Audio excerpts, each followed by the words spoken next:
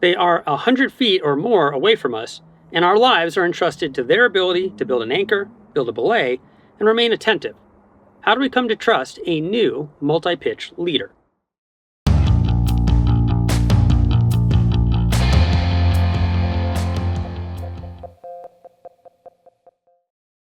Hello everyone, I'm Jason.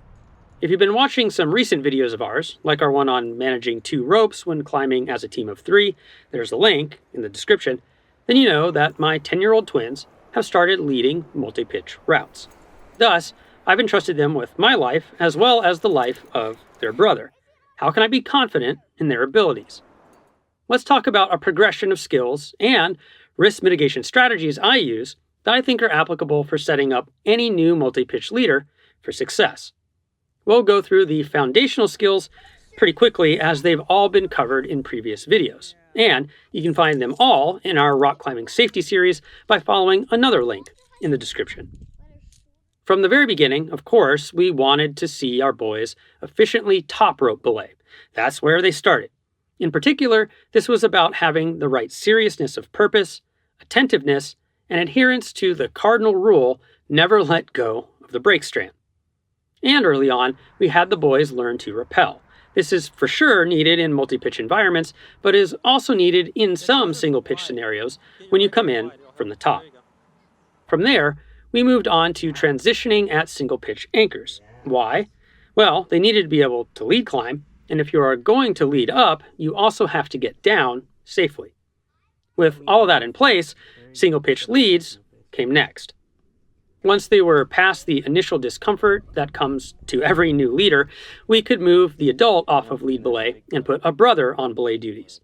This was a whole additional progression, working on the skills inside and then taking them outside.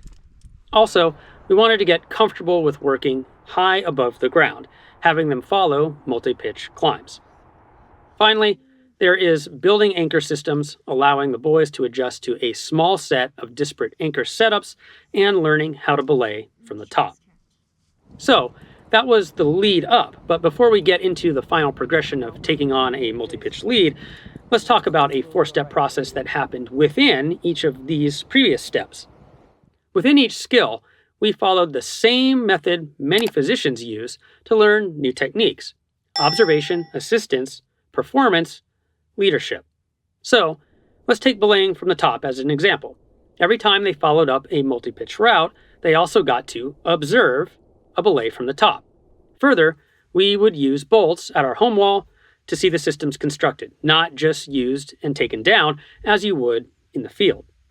Then, they got assistance in making a top belay. Again, using a safe environment, either inside or using practice bolts at a crag, we would take opportunities for them to set up a top belay with me there to provide assistance through prompting. Next, we wanted to see that they could set up the anchor and perform the belay with me watching for a safety check, but without any prompting on my part. And before we would move on to allowing them unsupervised leadership of the task, we made things real, but still assisted. I would lead up a pitch, either by having another adult with me to belay me, or by using a fixed point lead belay, and then have one of the kids lead up the same pitch with their brother belaying them. So I would be at the top of the pitch to watch the first child perform all the necessary tasks to safely belay up their brother from the top. After doing this for several climbs, watching them successfully complete the task without any prompting, I was ready to trust them to do it with me below, unable to watch every move they make. That being said, I still decided to employ several strategies to help mitigate some risks. First, we only went to routes that were well within all of our climbing abilities. This reduced the likelihood of any falls.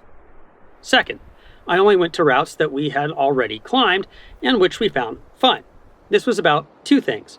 The familiarity reduced any anxiety and brought about a positive mindset. And this also reduced variables, particularly at the anchors. I knew what anchor configurations were needed, and we could pre-rig anchors on the ground. Third, we only did bolted sport routes. Trad gear is the next level in the progression, demanding we improvise our anchors based on what the rock dictates. Finally, I made sure to bring radios. That way we reduced the probability of any miscommunication about when belays were set and ready. It also allowed me to walk my son through a safety check to ensure they didn't miss anything before beginning the belay. All locked, all good. Ropes are through the device and through the carabiner, and the climber strands are on top. Correct. Now, the boys are leading up multi-pitch climbs, and I am not feeling like I might be free soloing under the system by accident. Of course, there are myriad rescue systems and techniques that we may need in multi-pitch environments, many of which I go into on this channel. That is more of a continuous learning situation for them, as it is for all of us. Got a favorite route where you might like to take new multi-pitch leaders that is in your part of the world? Maybe drop it in the comments. Thanks for watching this video. Please like, subscribe, and share if you want to support us. For more information, you can go to our website at www.shortguysbetaworks.com. You can watch the video I mentioned about rope management of a 2-rope system, or maybe check out our entire rock climbing safety series. We'll see you next week and keep on getting more out of that big outside.